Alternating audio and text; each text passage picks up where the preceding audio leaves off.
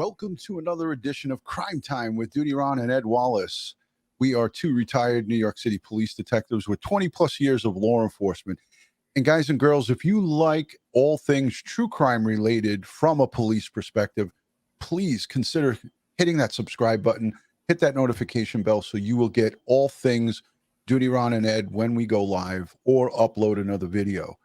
I want to say a special thank you to the Patreon supporters, the channel members, and all the folks who subscribe and interact in this community. You are what makes it great. I thank you, and Ed and I are grateful for your hanging out with us and throwing out the tough questions. Tonight, we're going to talk about Brian Laundrie. His remains is confirmed today, the manner and cause of death.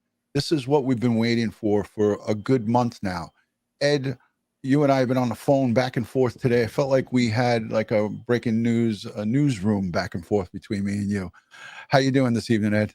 Good, Ron. Yourself? Not too bad. Thanks for asking. So we have a lot of curious people in the chat. We have people with good cause, are suspicious of how this all went down. This is by no means a straightforward ground ball case. This has got twists and turns, and we've gone down rabbit holes left and right. Any thoughts on the discovery, the information that came out today, Ed?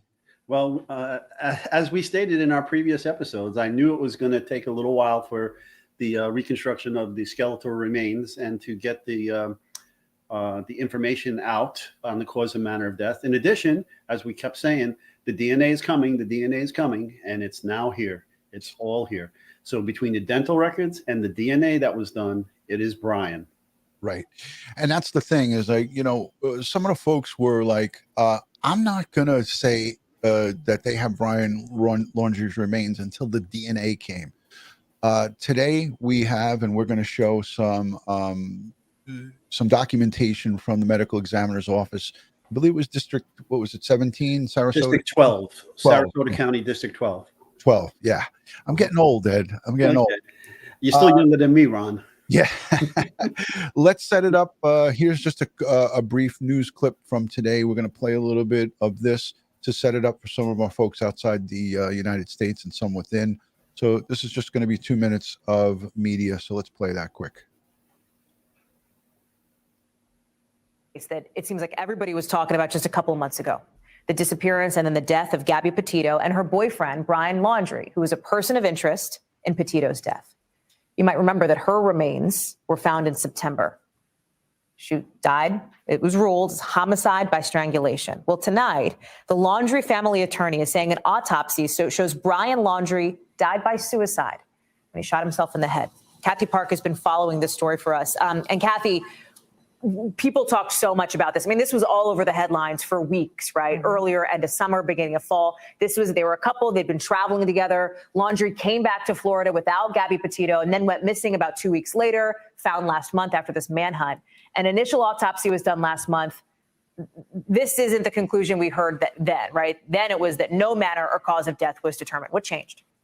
Yeah, exactly, Hallie. So October 20th is when Brian Laundrie's remains were discovered, and the day after was when they actually identified his remains by using his dental records. So according to the Laundrie family attorney, Steve Bertolino, he said that the autopsy came back inconclusive, and therefore they enlisted the help of a anthropologist, a forensic anthropologist, to analyze the remains.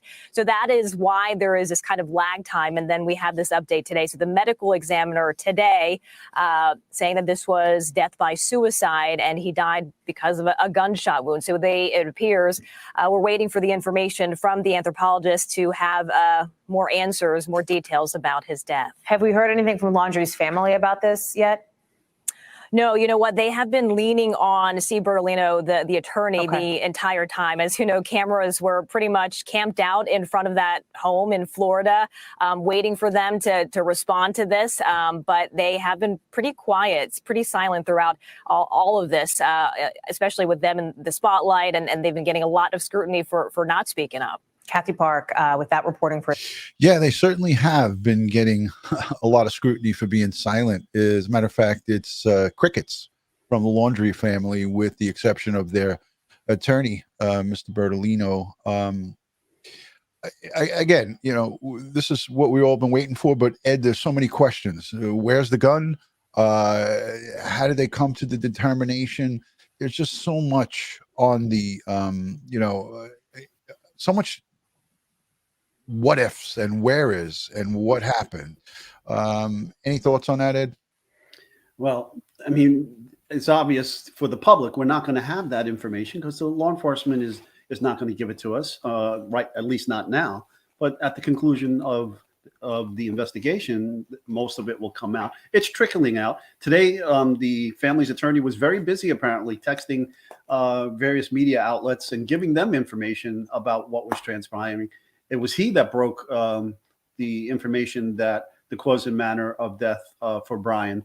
And it was sometime later that the District 12 Medical Examiner's Office released a press release on the cause and manner. But yeah, so with the ballistic damage to bones, first of all, there were skeletal remains. All that has to be brought into the lab. It then has to be analyzed for, okay, what am I looking at? What bones do I have here? What bones are here? What bones are missing? Okay, what is the state of these bones? What kind of damage have they sustained? And then all of that has to be documented. Plus, there are infrared photography techniques that have to be done, alternate light source techniques, especially if we're looking for gunshot residue in bone. There are chemical tests that can be done, modified Grice tests, sodium rhodizonate tests. There's scanning electron microscopy exams that can be done to identify gunshot residue embedded in bone, and things of that nature. So it takes time to do all of these things and get the results back. And then the results have to be analyzed. And then a report has to be generated. Findings have to be determined. Yeah, and that's some of the things that some of our folks, in the listening audience, and thank you to everybody in the chat. We appreciate. We're going to take at the end a question and answer period. So Ed and I will answer some questions towards the end of this live stream. So you're going to want to hang out until the end. Red, White, and Bethune is here. Hello to Jen and Kyle. Those are our friends. We don't know where they are because they're on the road. They're in that 1983 Silver Eagle bus driving around the United States. So if you're not subscribed to Red, White, and Bethune, there they are. The fam. There's the fam with Theo. So welcome, Jen and Kyle. I know that you guys are following this case closely. And without them, who knows how long it would have taken to find Gabby. Right. And again, Ed brings up a great point. They were instrumental in FBI and local authorities over in the Tetons to recovering Gabby Petito in a very expeditious fashion. They did that quickly. It was just a matter of, not even a 24-hour period after they called that in and sent in their footage. They had Gabby Petito's remains. So kudos to Kyle and Jen. I call them my American heroes, my superheroes. They say, screw you, DutyRon. We're just normal folks. But yeah, you guys did a hell of a job, and thank you for for that. I want to show just a little bit of this. Let me just take that off. I want to show a little bit of this Fox report, Ed, because I want to immediately address the folks and the naysayers, and rightfully so. There should be a lot of people who scratch their head and things that make you go, right? Is this the question about where's the gun? Yes, exactly. So I'm gonna add this to the stream, and I'm gonna play this clip. It's just a little bit embedded in here, so I'm gonna put it a little bit large so everybody could see it. I'll take us off, and if you could just narrate what this is. I know I did it backwards. We should have did the other one first. Okay, so what happens here is prior to this, the parents go off searching by themselves without law enforcement nearby. They find a dry bag and a black object, and then the mother is seen placing the black object into the dry bag, and then they come out and they meet up with law enforcement on this road and show them the dry bag and apparently look inside what's in the dry bag. The mother is holding it now. They're going to open it up and they're going to look at it, and then they're going to give it over to law enforcement. It's bizarre that the mother is holding potential evidence. Now, we don't know. You and I questioned this the last time. We said to ourselves, who is this? Is this a federal officer? Is this a park ranger? We're not quite certain who this is. Avery Shannon, thank you so much for that $5 super chat. Much appreciated. Again, I don't think anywhere in the country or in New York City for sure would we allow that to happen. That bag would be like, oh, ma'am, you just have to give that to me. I don't know. Well, yeah, and this apparently is when they were notified by this officer that they had found something, and they recommended they go home and stay in. They'll contact them after later with more information about what they found. Yeah, so a little bit bizarre, like technique, if you will. I think that's a good word for it. Like, it wouldn't be something that you or I would be doing here in New York City, and I don't think anywhere else. But they found it. The next piece that I'm going to show is going to give the viewing audience a little look at what led up to that, and that's going to be right here. So this is even a shorter piece, Ed. Yep. This is what I was supposed to show, and I screwed it up. And this was supposed to show you guys this first. So Right. this is where it led to that recovery of that dry bag. Is that correct? That's what. Yes. Again, you can see law enforcement are nowhere near them at this point, and they're on their own searching, and they're going to come out of this area, the brush area, with the dry bag. Now, they're all being filmed by a Fox News reporter, Ruiz, I believe his name. Yeah. Now they found the dry bag, and according to Ruiz, the mother picked up a black object and put it in the dry bag. Now, could this be the gun? Now, this is pure speculation on my part, but could it be the gun? And the law enforcement is holding their cards close to their vest. I know the public information officer at the police department didn't mention anything about a gun during this search here, where they found the backpack, the dry bag, the notebook, and other belongings. Just so bizarre. Again, it makes questions come out.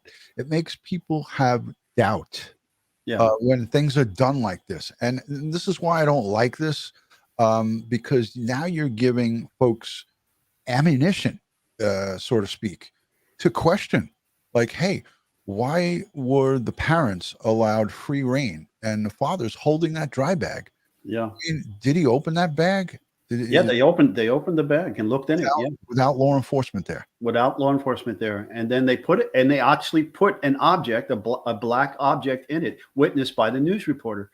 Now, and then they went and met up on that path with the law enforcement officer and showed them what they had found, and he took possession of it. Now, it was confirmed today through the Laundrie's lawyer that, in fact, Brian owned a gun. Right. And it was also confirmed that when the FBI went into the house at one of the points of the numerous entries they made, they were looking for all the firearms, and one was missing. So we know that he had access to firearms, excuse me, and we know he owned one firearm. And according to the lawyer today, it was a handgun. They didn't give the caliber, they didn't give the make or model. It's just that it was a handgun. Right. Things that make you go home. Mm-hmm. Let me add this again to the screen. I want to show this picture here. So I'm gonna just take us off so the viewing audience can see it full screen. These are the Fox News reporter, that guy Ruiz that you were referring to. This is Fox Digital. So these are his photographs that he was able to take, which is confusing. Ed, why wouldn't there have been a FBI agent flagging them, a Northport Police Department, a park ranger? I'm talking about a dedicated team. Like, okay, only two officers that met them there. And, they notified the FBI and told them, look, we're going to go there and we're going to go searching. Jesus. And they only allowed two officers to go there, and the officers stood behind them and followed them from behind. Right. Well, here's my question. What's in this backpack? It looks like it's full. bottles and things of that nature. I believe the lawyer addressed this at one time. But so usually now, if we don't know, I mean, if we can bring up the press release from the medical examiner's office. Is this the dry bag right here? I don't think so. I think that's a law enforcement officer there. It's the guy who was with them at the end on the trail. Yeah, I hope he just didn't throw the dry bag down there. But if you looked at that dry bag, it looked like it had something heavy in the bottom of it, and it was torn in the bottom corner. Yeah, there's a tear right there. I'm not sure. I can't tell. But anyhow, I'll grab it. I'll put it up. Just want to look through the rest of these photos. That was it. So let's grab the what did you want, the Teton? No, the press release from the District 12 autopsy medical examiner's office. Yeah, just give me a second to pull that up. Okay. Download press release.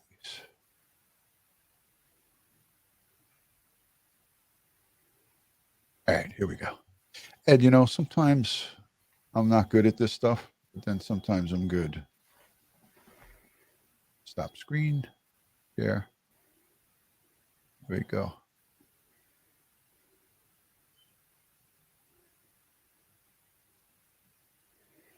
Okay. Right, let me make it bigger so everybody could see it. Yeah. Okay, folks. So if you haven't seen this before, you can actually go to the District 12 Medical Examiner's website, and there is in the corner, it says Brian Laundrie press release, and you can get it yourself. It's dated today, and you can see what it says there. District 12 Medical Examiner's Office has completed our investigation into the death of Brian C. Laundrie. The investigation included the following: scene response by medical examiner personnel, complete examination of the recovered skeletal remains. So there were a few remains. Consultation with the forensic odontologist, including dental comparison for identification. Consultation with forensic anthropologist, including skeletal reconstruction. So, they're going to take the bones and lay it out and try to put the puzzle back together. But in addition, if that skull was in multiple pieces, they would have to put the skull back together. And that definitely is a possibility with a gunshot wound to the head. We don't know where the gunshot wound is. So that would be speculation on our part. But if it's going to be suicide, it's been my experience throughout the years that most men shoot themselves in the head. Confirmation of identity of the remains by both dental comparison and DNA analysis. So that's the end of that debate. All right. DNA conclusively states it's Brian. The cause of death has been determined to be a gunshot wound of the head. So there it is. It's in the head. And the manner of death has been determined to be suicide. Complete signed reports will be filed on the District 12 Medical Examiner's Office in accordance with Florida statutes and the requests. And at the request of the FBI, the reports and other information pertaining to the medical examiner investigation of Mr. Laundrie's death may not be made public or released until law enforcement investigation is complete. So obviously, they're still continuing their investigation. They're not ready to close this particular case. Yeah, I mean, that's pretty comprehensive right there. I know that, again, a lot of people, Nancy Eileen is in the chat saying, wow, where's the gun? Ed, how do these anthropologists alongside the medical examiner's team, I know Dr. Murray Marks was not able to be with us tonight. He had a prior engagement or just something was going on where he wasn't able to get back to us. But when we spoke with him last, he had explained to us that it was a team effort to make identification like this. So when they get together, they're looking at, again, here they allude to that there was just more than pieces. It looked like in the verbiage here, I've got it still pulled up on my secondary, but it says a forensic anthropologist, including skeletal reconstruction. Can you explain to the audience what that entails? Because some people might not really get that. Okay, so you'll have multiple bones, and they'll try to lay out the bones as if it was a skeleton, a complete skeleton. And okay, this, your scapula belongs here, your left scapula, your right scapula, your neck, your vertebrae, all the vertebrae, you would line them all up. All your rib cages, you would line them all up in their anatomically correct locations. But in this case, given that the skull could have been severely damaged and broken into pieces between the gunshot wound, possible scavengers, and so forth. So they may have to have put the pieces of the skull back together to try to reconstruct a bullet hole even. And then once they found the bullet hole, then again, there would be further examinations of the skull, and they would look to see if there was any soot, gunshot residue embedded into the bone, because when a gun is put in close contact to the skull, tight contact, the flame and the soot and so forth are going to enter the skull, burn skin, tear skin.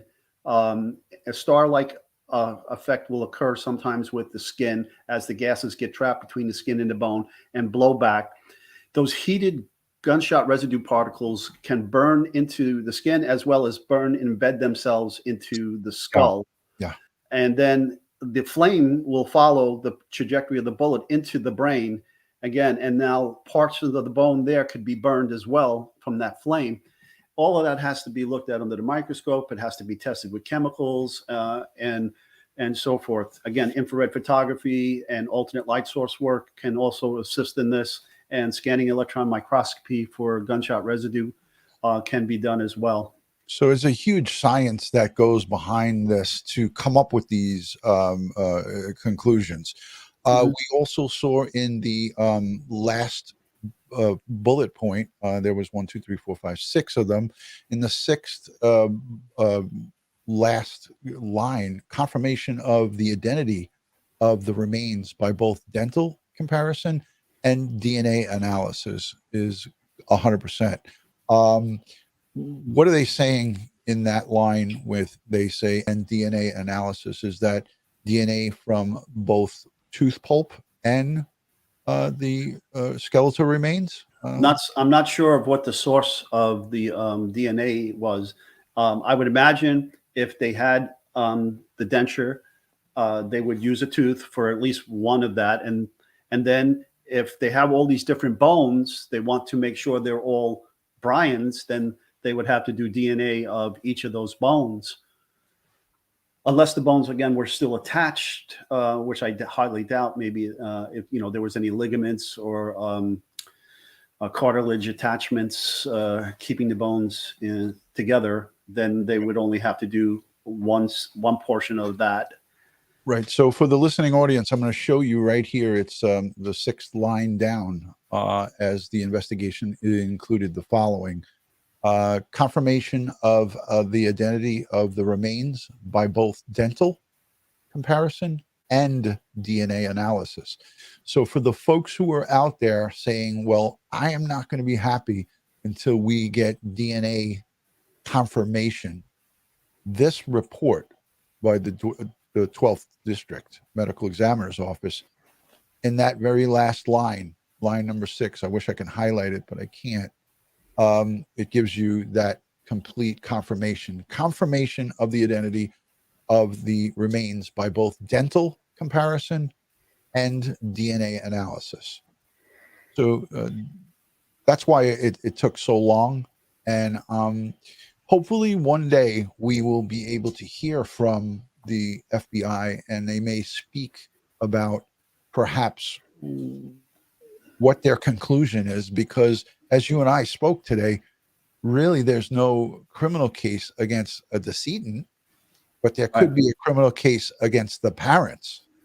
Right. If they found any obstruction on their part or any assistance in aiding and abetting a fugitive. There's a question I just saw in the chat, Ron. I would like to handle that if you don't mind. Sure. So the question was, would the gunshot residue and other residues still be present on the skull if it was submerged underwater? And the answer is the gunshot residue that had embedded itself into the skull, into the bone, would still be there. The loose particles could get washed away. But in addition to that, it depends on the type of bullets. You know, remember I talked in previous episodes about Lacard's theory of transfer. So if, like, say, two cars collide and then separate, there's going to be a transfer of paint from one car to the other. And just like hosing it down or submerging it underwater isn't going to get rid of that paint. In this case, when a bullet passes through the bone, you got the gunshot residue. If it's tight contact, that's going to singe the bone with the powders and embed the powders into the bone. In addition, if it's a copper jacket bullet, that copper is going to scratch along the bone as it's passing through, making entry. And then it's going to leave copper residue that can be tested with a chemical test for copper. In addition, there's a lead test as well that can be done, because that lead is going to also embed itself in the bone. And so all of these tests can be conducted, and water in and of itself shouldn't get rid of all the gunshot residue, just possibly the loose particles that are not fully adhered or embedded into the bone. That's fantastic. That's a lot of information, but a lot of great information because it's in layman's terms. People understand it. Thank you for that, Ed. Mm-hmm.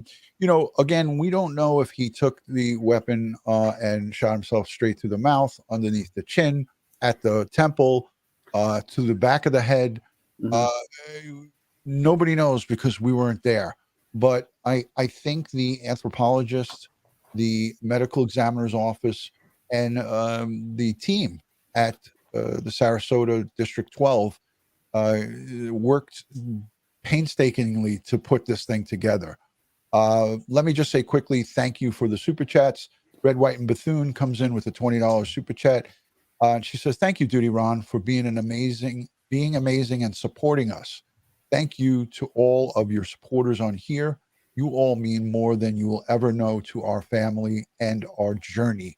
Happy Thanksgiving, everyone. That's from Beth, Red, White, and Bethune. That's from Jen and Kyle and the kids and the dogs. And they're all sending in super love. I like to call it super love. Thank you for that, Jen. Jen, much appreciated. That's Jen with two N's, everybody. Yeah, so Ed, I have the pictures that you did send to me, but you said that you didn't want us to show them. I want to show the diagram, though. Where is it? That's with the gun. Yeah, hold on a second.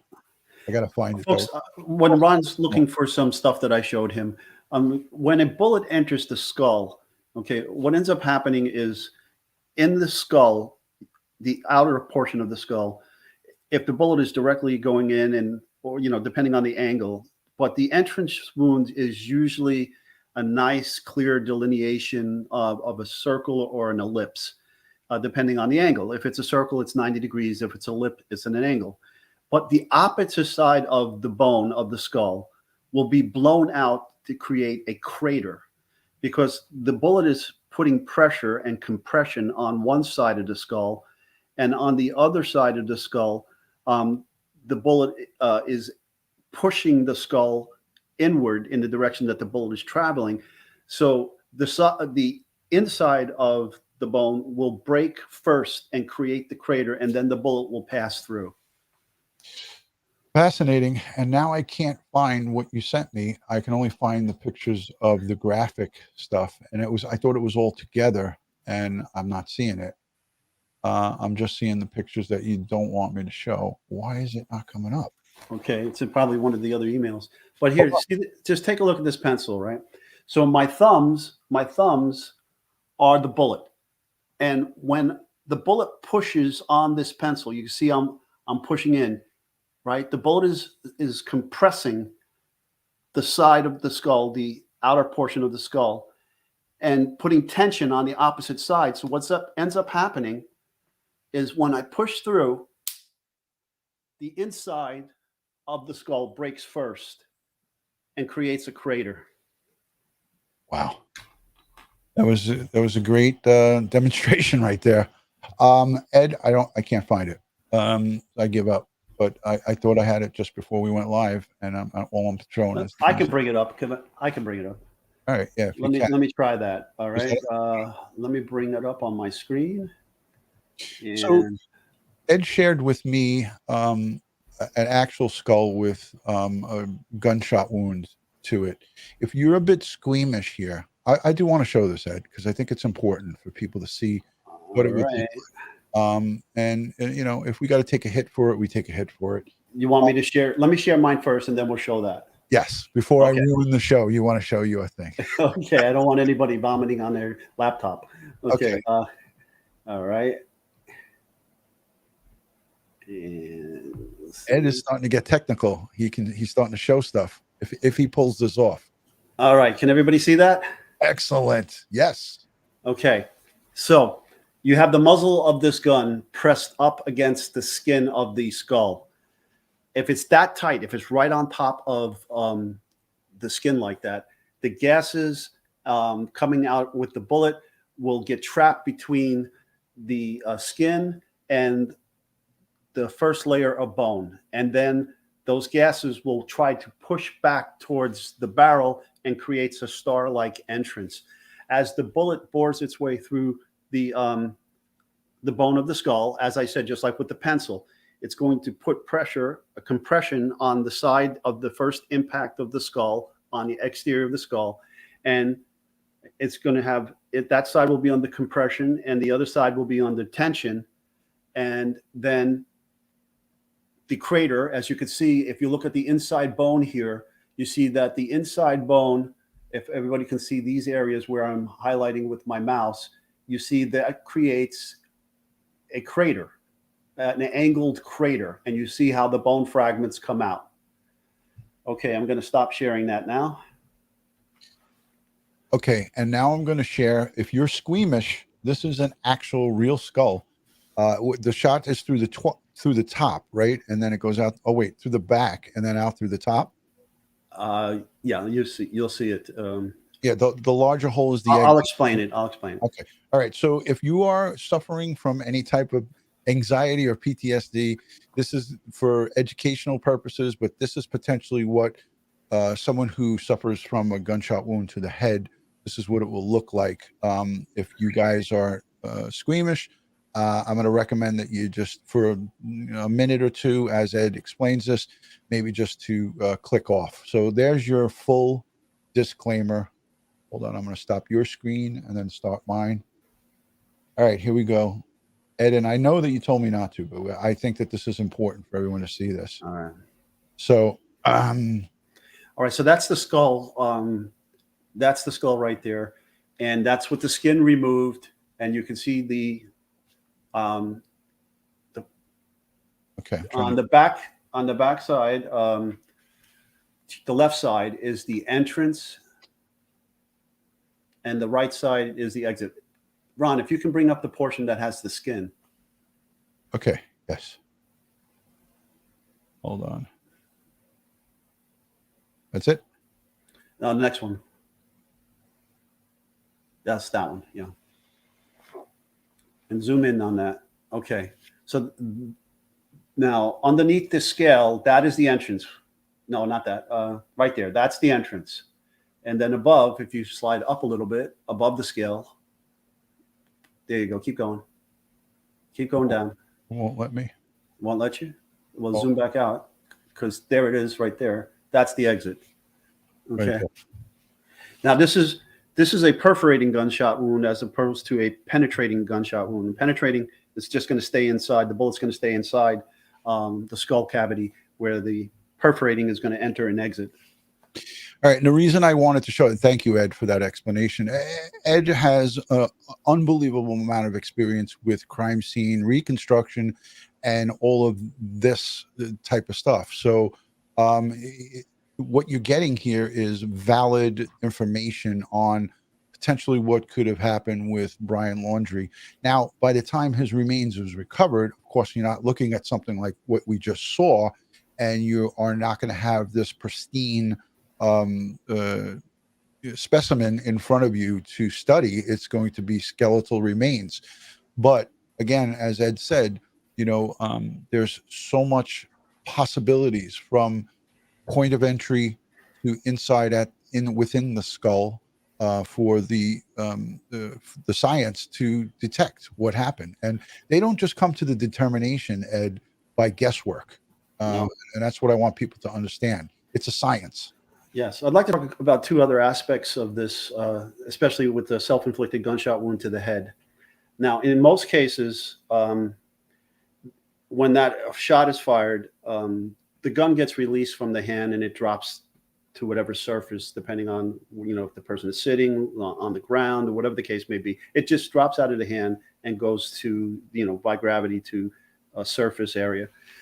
Sometimes, however, if the person is under a lot of stress and activity, adrenaline is pumping, when someone commits suicide or a shot in the head like that, a specific phenomena called cadaveric spasm occurs, where instant rigor mortis occurs in the hand, in the body, and the hand of the gun is locked on the gun. And I've had a few cases like that where I had to literally break fingers to get the gun out of the decedent's hand. Wow. And I had to get permission from the medical legal death investigators, because I couldn't allow the body to go to the medical examiner's office with a loaded gun in its hand. Unbelievable. So actually break bones to get the gun out. I had to make the gun safe as possible while it was still locked in the decedent's hand, drop the magazine, and then try to eject any cartridge that was in the chamber. Yeah. Fascinating. So you guys are getting it educational. Just so you know, I see some of the people in chat. No, that was not Brian Laundrie's skull. We did say that. It's for educational purposes to show you and give you a depiction of what an anthropologist, a medical examiner, an odontologist, what they're looking at when you have a set of remains that are not in the condition that Brian Laundrie's remains came in as skeletal remains. Amy Davis, thank you for the $5 super chat. It's I get that there's apparently devices that were closed contact BS to the skull, but how does that automatically make it a suicide? Please explain.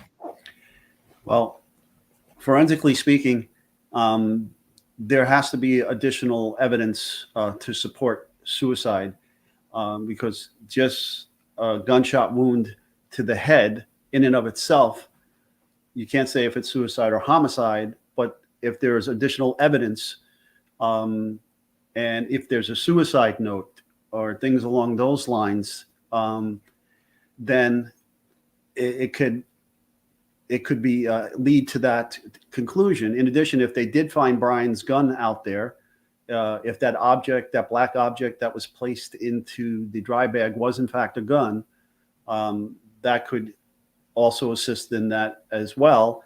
And there's no talk of finding any ballistics evidence, cartridge casings or bullets. Again, this was a fully skeletonized recovery. There's no talk of any brain matter. There's no talk of any skin or hair or anything like that. So there would have to be additional forensic evidence to factor into the conclusion of suicide.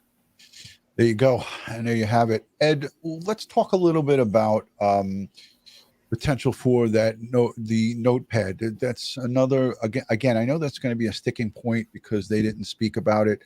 FBI has a CSI forensic lab. You spoke about it on previous live streams, but for the folks that are new and just joining, and if you are new and just joining or just coming across Crime Time with DutyRon and Ed Wallace, could you please let us know in the chat by saying new? Just put new in the chat so we know who is new watching. But if you could, Ed, would you be able to explain not details, but maybe just an overview of that process? On the book? Yes. Okay, yeah, we spoke about this numerous times. So first, the book, if it was wet, would have to be put in a special drying chamber and dried. Then if the pages, once it was dried, if the pages are stuck together, they have to be painstakingly separated. And there are various tools that we could use to do that separation without destroying the documents. Now, obviously, the book would be photographed before anything is done to it, so we know what its condition was before and after we started conducting analysis of it. Then the individual pages will be documented as well, photographed with and without scales. It would be looked at for DNA. It would be looked at for fingerprints. It would be looked at for hairs and fibers. It would be looked at for handwriting analysis, if there's any visible handwriting there. If there were inks and the inks ran, then we can use some infrared photography techniques, alternate light source techniques to try to recover what was written in the ink. In addition to that, there's indented writing. When you press a ballpoint pen or a writing instrument, the pen, pencil, doesn't really matter, onto the piece of paper that you're writing on, you're putting pressure and you're leaving what's called a tool mark on that paper of the instrument you use to write, the pencil or the pen. And then that pressure pushes through to the next series of pages underneath it and leaves an indented version of what you wrote on those subsequent pages. And then we can, using several laboratory techniques, bring out the indented writing to see what in fact was written there. Now, that indentive writing, if it was underwater and that, let's just say that dry bag failed, it got wet and was wet, dry several times, or maybe just wet and dry once, it still wouldn't affect if the ink on that pad went away because of the indentation. Well, it could potentially impact the indented writing by to some degree, but it should still be able to get recovered through infrared photography, and yes, there should be some indented writing on the main pages. Now, according to the public information officer, that he gave a statement that said the book was usable. Right. Yes. Again, there's a lot of folks in the chat, and by a show of hands, let us know in the chat. There's a tremendous amount of people who do not have trust in the Northport Police Department. We can go over this, and I don't like to highlight this stuff, but it's clear and evident, and it's something we can't hide. They let Brian Laundrie get away. They assumed that his mother was him. They did a lot of fudge ups. I was going to say the F word, but I stopped myself. They fudged up a lot of things in this important investigation. So some folks would listen to the public information officer and say, well, how are we supposed to believe them? And I'm not saying, listen, the police are not in the business to continually make mistakes and cover things up. It takes a lot of people to do something like that. And I would say 99.99999% of the police department are not corrupt. But you do have some guys and gals that will mess up an investigation. And this was a big oops. This was a big major oops in a couple of different times. So we look at that and we say, the confidence level is kind of low with the Northport Police Department. But again, the FBI, as you always say, Ed, and this is like some of my takeaways from our conversations and what you say on the live, they're the lead agency, right? They would lead in this investigation. So they said to Northport, hey, could you trail this Laundrie kid? We just want to make sure he doesn't get out of our eyesight. We don't have an arrest warrant for him, and you can't detain him, but just keep your eyes on him. We just want to see where he goes. And they fudged that up as well. So I guess they were following that adage, lead from behind. I got to call a spade when I see it, and yeah. They did major league mess up. And listen, if you're the lead agency, you don't push your work off onto somebody else's department. I agree. All right. Yeah. If you're running with it, you're going to take it to prosecution or a federal grand jury. It's yours. You do it. Look at this comment here, Ed. And I disagree with this comment 100% wholeheartedly. The Packer chick says, I don't trust the medical examiner's office. Why would you not trust the medical examiner's office? They have nothing to do with this investigation in the field. They have everything to do with the science that goes on behind the scenes. And I would say I value your opinion and I respect it, but I think that is going a little too far. Okay. What would be the benefit? What do they get out of that besides hurting their reputation and destroying their office? Right. And we talked to Dr. Murray Marks about this. Remember, I had that uncomfortable question I asked him. I said to him, is it common practice for a forensic odontologist to throw a set of teeth down? And he kind of laughed. A little bit. So let's be reasonable here. And again, I respect everyone's thoughts and opinions. But when they become a little ridiculous, it's for me, it's something that I push that aside. Again, we have complete, and I'm going to show a little bit of JB Benino from WFLA Now. He was live for 3 hours today. He picked the story up and sent out a tweet somewhere around 7 hours ago-ish. And JB has been doing a great job, bang-up job with the coverage. So let's give him a little airtime while I'm going to take a bathroom break. So, Ed, you got this. We're going to take some questions? Yeah, you can look at the audience. I'm just going to play just a little bit of an opening. Still mourning the loss of their son and our... Again, on WFLA Now, Josh, you and I think, received the same text message from attorney Stephen Bertolino about 20 minutes ago. Would you like to read the full text message that we just got from Bertolino? Yes, I can do that. He said, Chris and Roberta Laundrie have been informed that the cause of death was a gunshot wound to the head and the manner of death was suicide. Chris and Roberta are still mourning the loss of their son and are hopeful that these findings bring closure to both families. Now, what I found interesting is this kind of came out earlier today, so we've been trying to get a hold of Stephen Bertolino to get an update because you had mentioned you had reached out to a medical examiner, right? Yes, I had reached out to the medical examiner's office. And they said that they weren't going to be providing the update.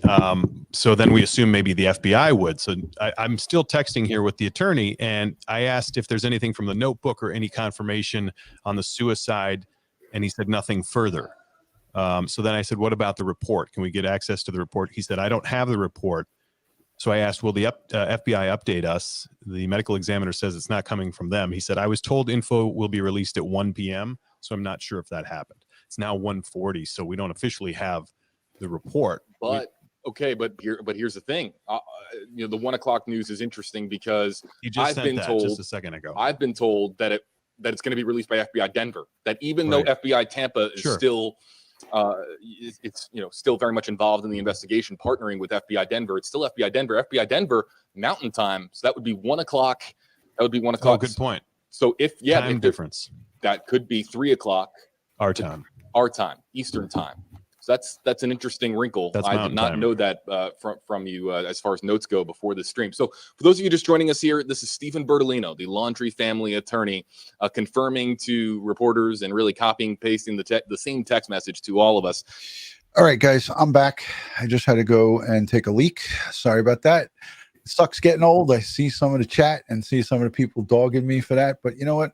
I drink a lot of water, man. And when you drink this water, it's got to go somewhere. So, yeah. Hey, since you brought it up, I didn't think, going to the bathroom was proper etiquette conversation here for us. But for a guy that doesn't have a prostate anymore, me, okay, and I lost, my plumbing has all been rearranged, and I lost a check valve along the way.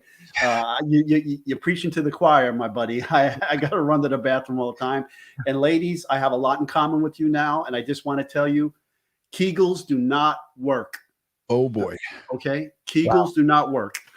This live stream just took a really odd turn, but again, this is the first time while I was live, and I've been live for an hour, sometimes 2 hours.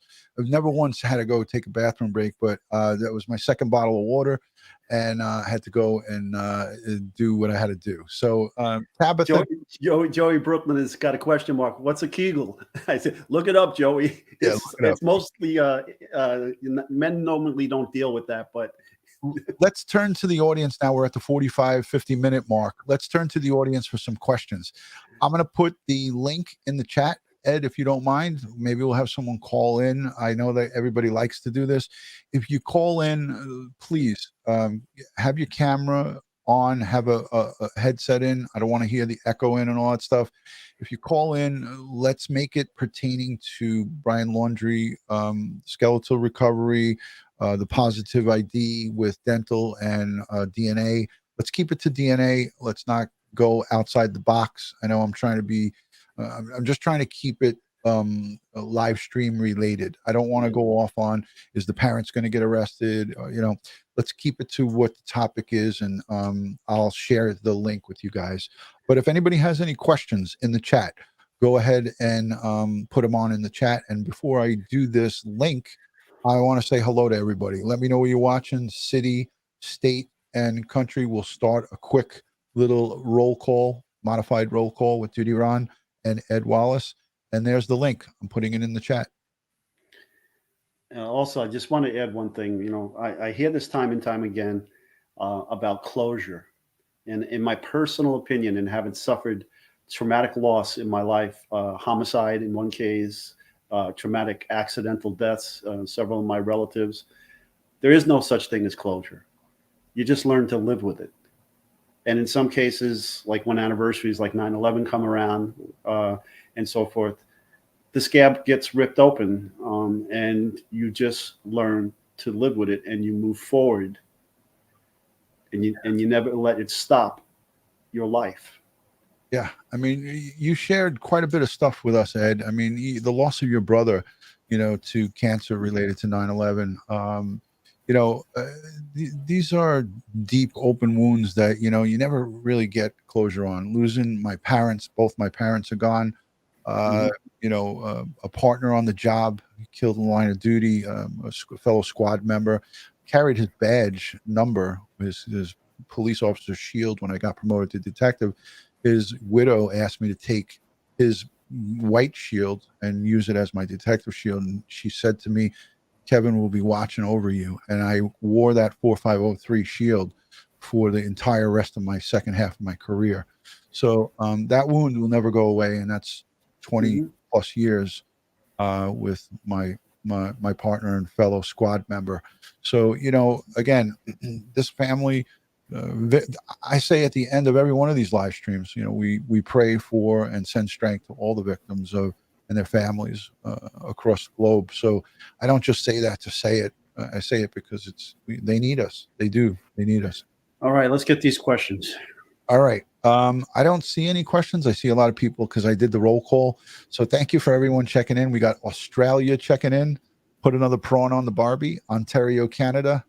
Thank you for joining. Hello. Florida, Rosemary.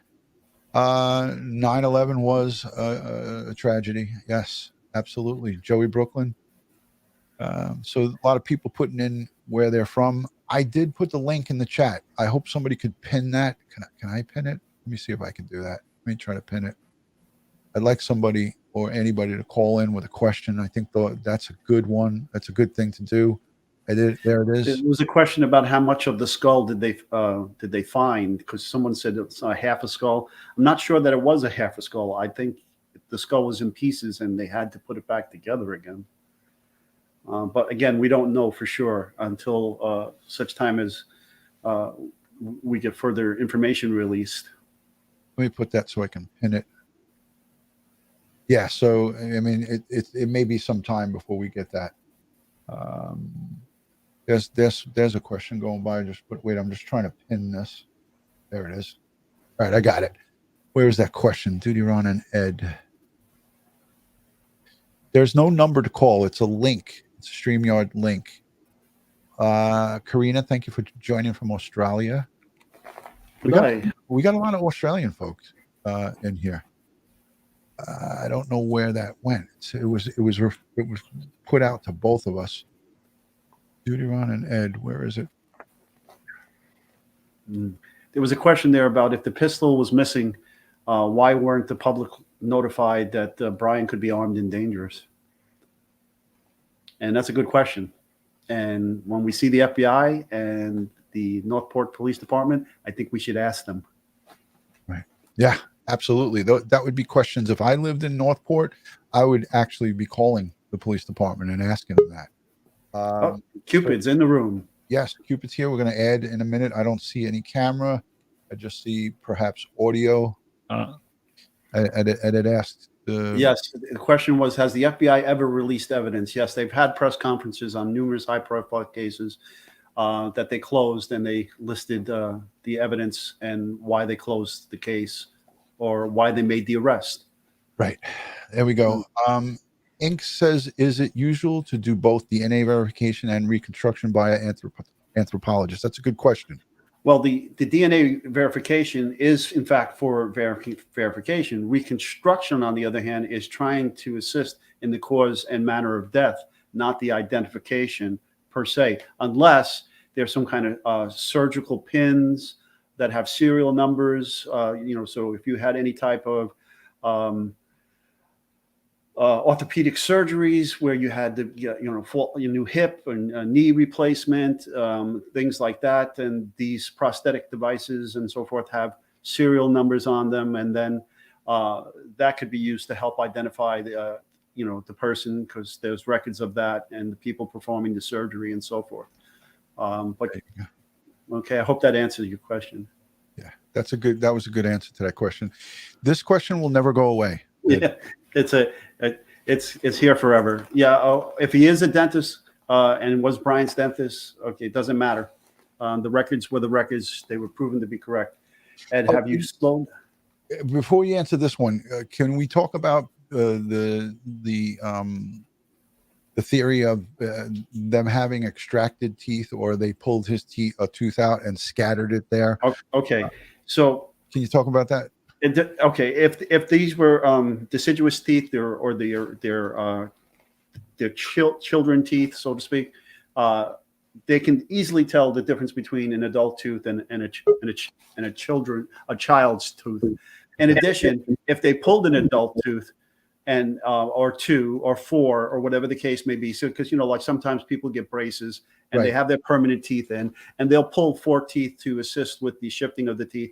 Well, those teeth will now have tool marks on them from the dental tools that were used to pull the teeth, and there's no getting away from those tool marks. Okay, and so again, if you threw those teeth out there just to throw somebody off during the examination, the tool marks would be found, and we know how they then came out of the person's mandible or their jaw.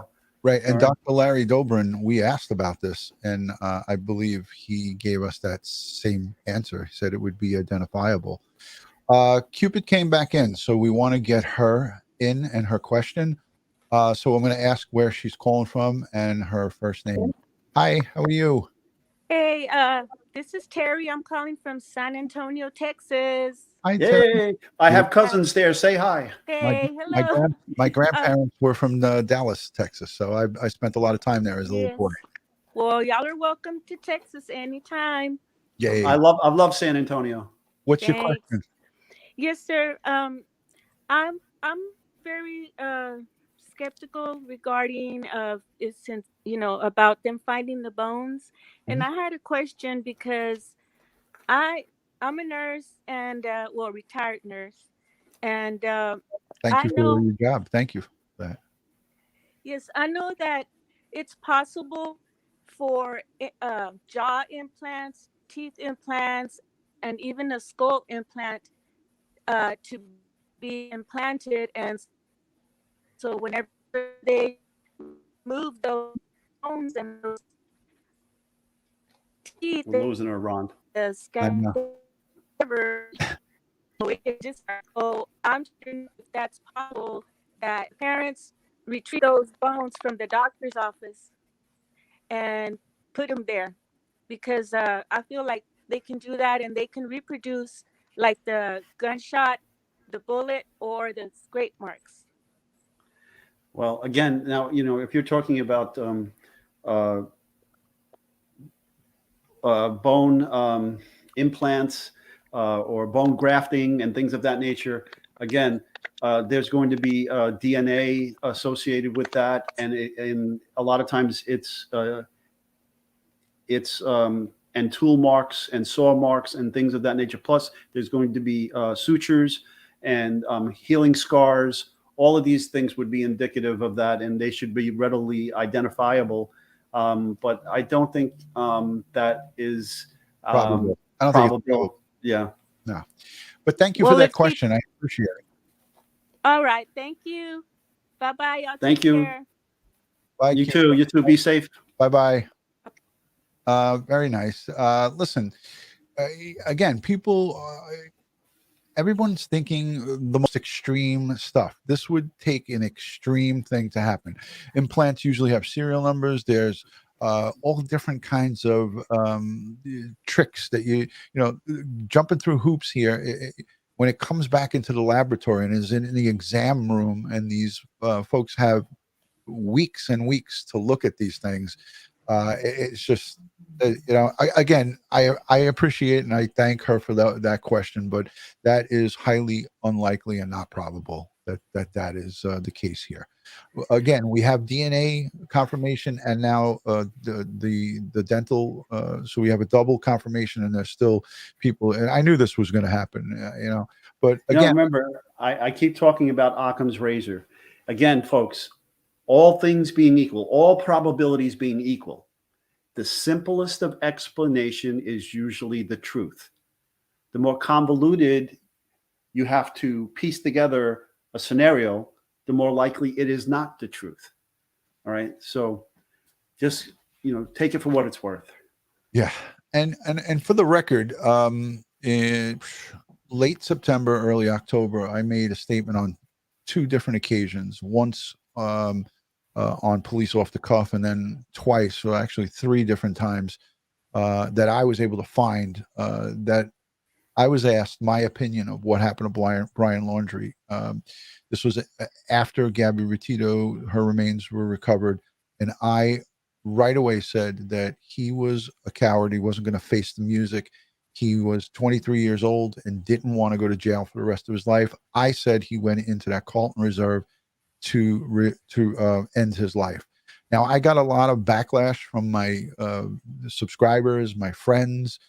My own brother, who's a retired lieutenant, told me that he didn't think that was true. And Bill Cannon, who's a retired homicide detective sergeant, said, "Nah, he wouldn't do. He's not doing that. He's on the run." Bill told me he's on the run, and I said, if he was on the run, I worked in fugitive, I would get that feeling that he was on the run. I said, I feel like he took his life. So I'm not showboating here, but I'm telling you, for those of you who pay close attention to me and what I do and what I say, I said that right from the get-go, and I never changed. I never changed it, and I happen to have been right. And I even said on one of my walking live streams at the Halls Pond Duck Park, when I do those chill true crime walking broadcasts out in the field, I said it there again too.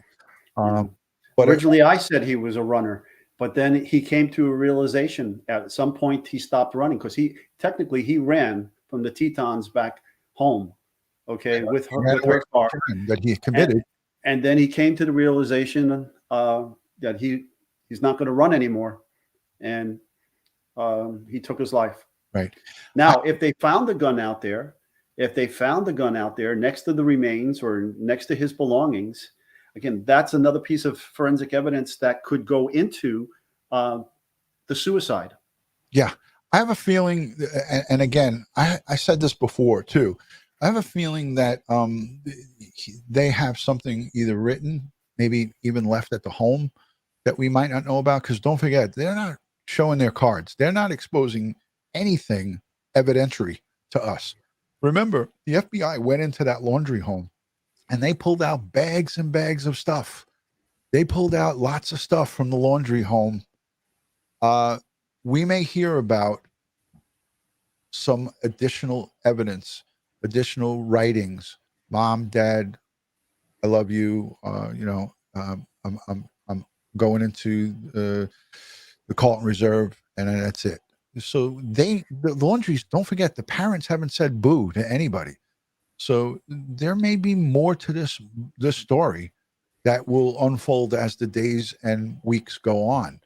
And they may get something from that dry bag that he wrote while he sat there and contemplated what he was going to do. So, it is what it is, folks. We can sit here and speculate all we want. Hey, listen, I put the link in the chat. We got one call in. So I guess people, they don't want to question us, Ed. I thought some more people would want to question us and get some stuff, but I guess everyone's okay. Any final thoughts, Ed, before we rock and roll out of here? Well, we could talk more about Kegels or going to the bathroom.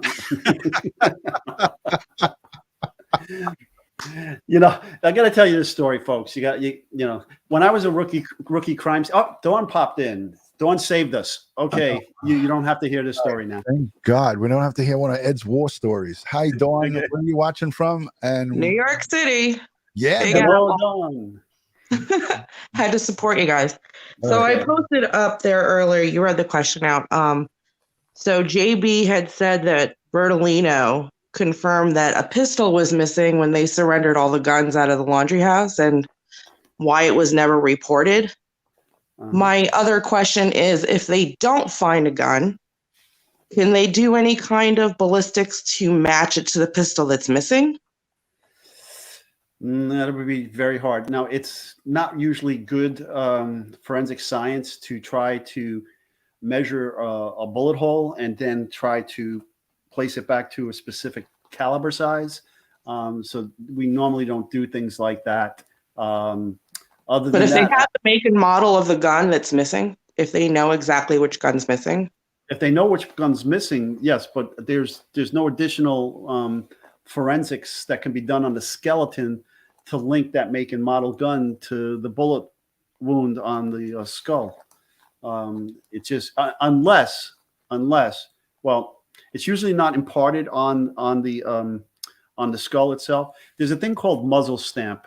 When you push your gun into your skin and you discharge it, if it's really tight there, you'll get the outline of the front of the muzzle of the gun, the entire front of the gun, and sometimes including the sight.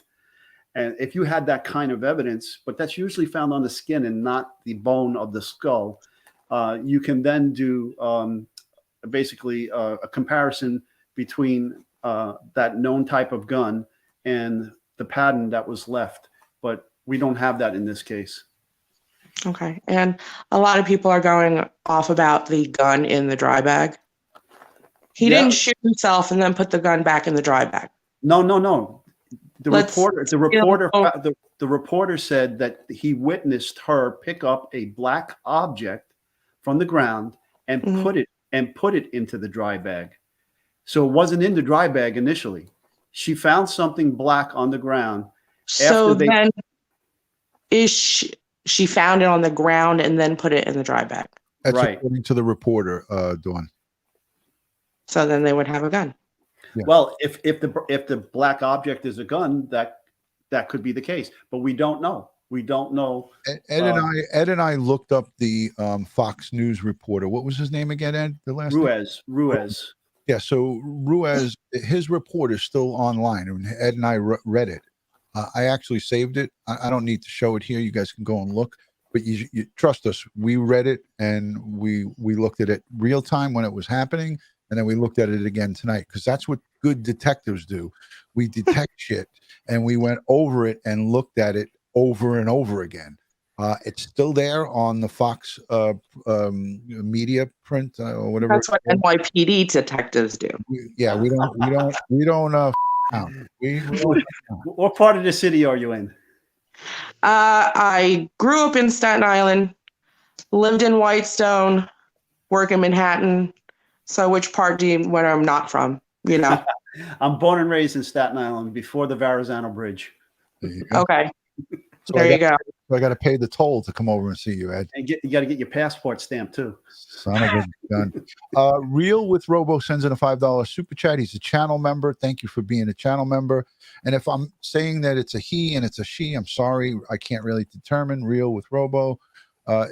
He or she sends in a super chat and says, follow up.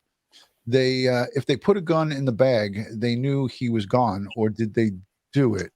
Question mark. Well, that's the other question. If they planted the gun, Well, no one said that. A lot of conspiracy. I'm saying conspiracy. We don't. There's a lot of conspiracy. Nobody believes he's dead. I do believe he's dead. Is she New York? Don't question that. Is she New York talking over us, Ed? Oh yeah, she is. She's taking over. Oh boy. Yes, New York female. So sorry. I gotta wait. I gotta wait to stop that. So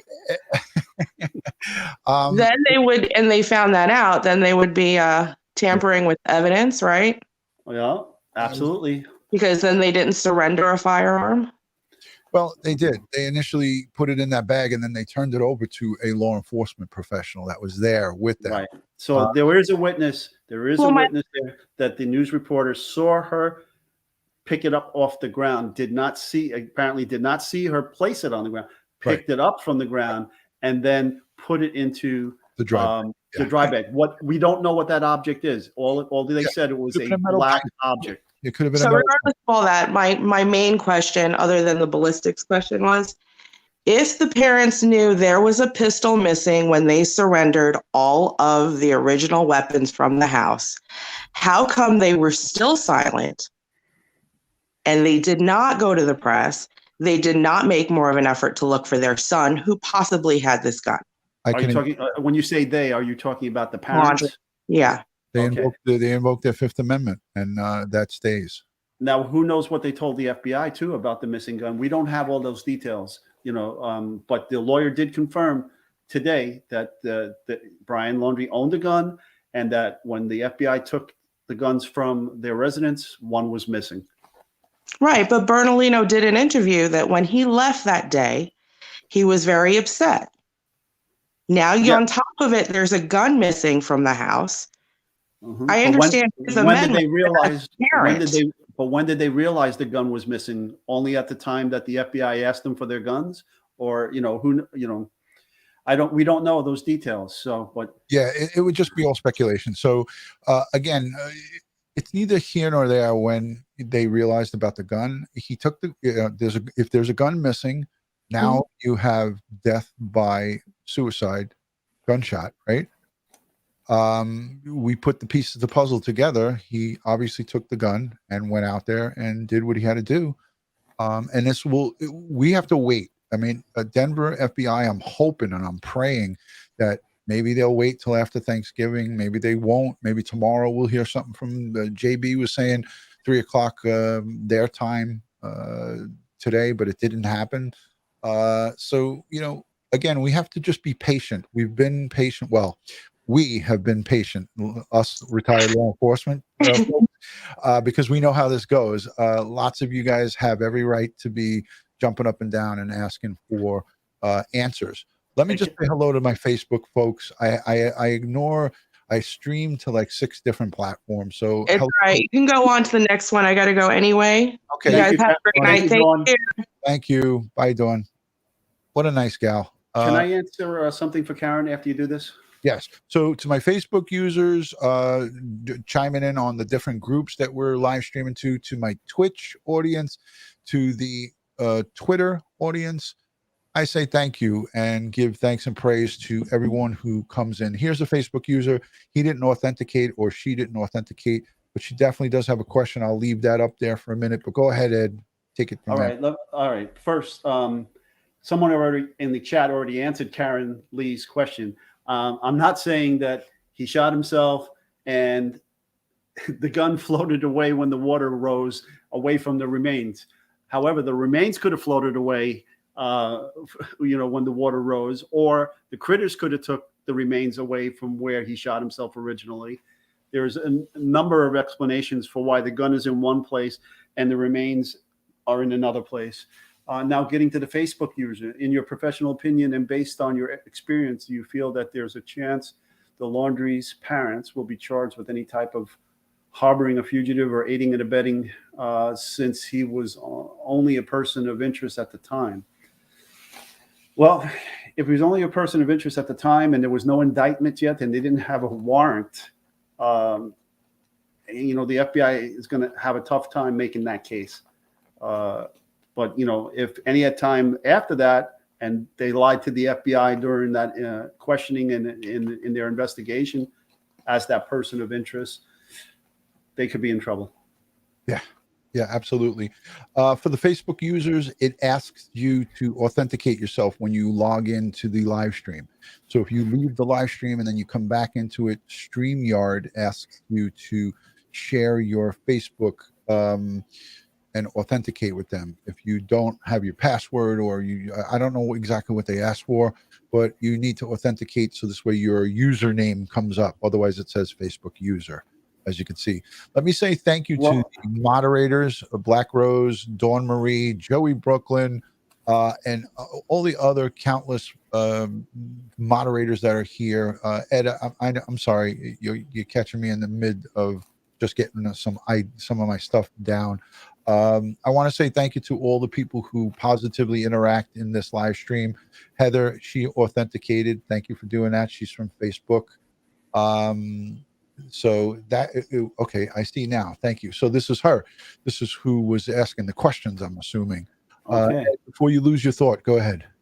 No. I didn't mean to interrupt you, but the Real at Robo asked a question, and apparently I didn't answer it, if I didn't see it, or whatever the case may be. It was during while Dawn was taking over, so we can blame. Okay. We can blame them in tonight. Can we bring that back? And Shelby, no, we don't know if a bullet was found. We have not heard that a bullet was in fact found.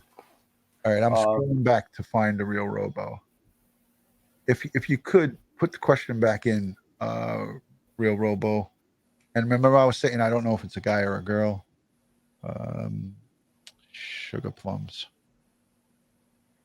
Everybody laughs at me when I say that.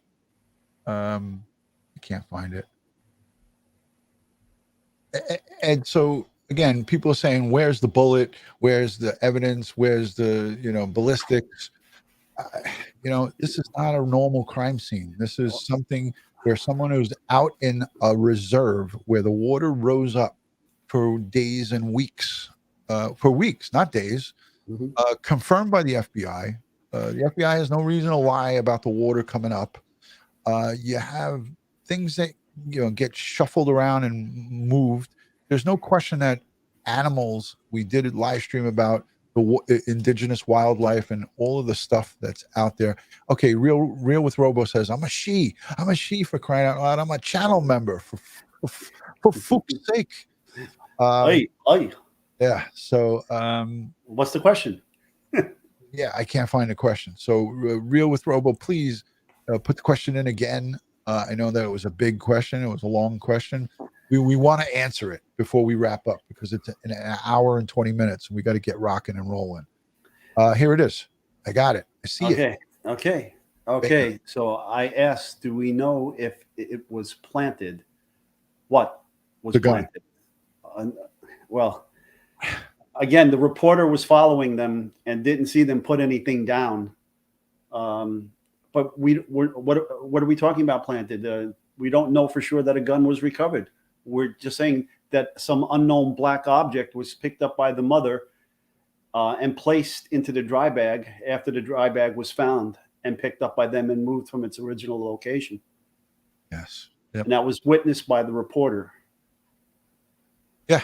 And I mean, that's all we know. So, and Dick, could there be more to it? We don't know. Nobody knows. We don't have access to the case file. Lori Joe Carroll says, great show tonight, guys. Happy Thanksgiving, DutyRon, Ed, mods, and chat. See, these are great. This is what I love. Lori Joe Carroll, thank you for that. Happy Thanksgiving to you and your family. This is what makes Crime Time with DutyRon great. We can talk about recovery of skeletal remains and positive identification on Brian Laundrie, and you can have a wonderful comment like that from Lori Joe Carroll from somewhere, somehow. So thank you for that. Meanwhile, the mystery maven wants to get back to Kegels. Okay, everybody clinch. Yeah, they want to know what you were going to say before we segued into the phone call. Okay. So you, when I was a rookie crime scene investigator, I entered the crime scene unit at age 24. Okay. 24. And everybody that was there at the crime scene unit at the time, all the detectives, were in their upper 50s and early 60s. We have forced retirement at 63. In fact, my first partner had to be forced off the job at age 63, or 62 and a half, actually, right?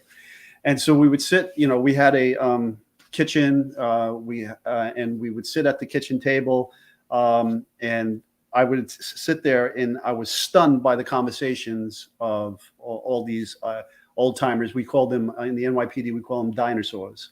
Okay.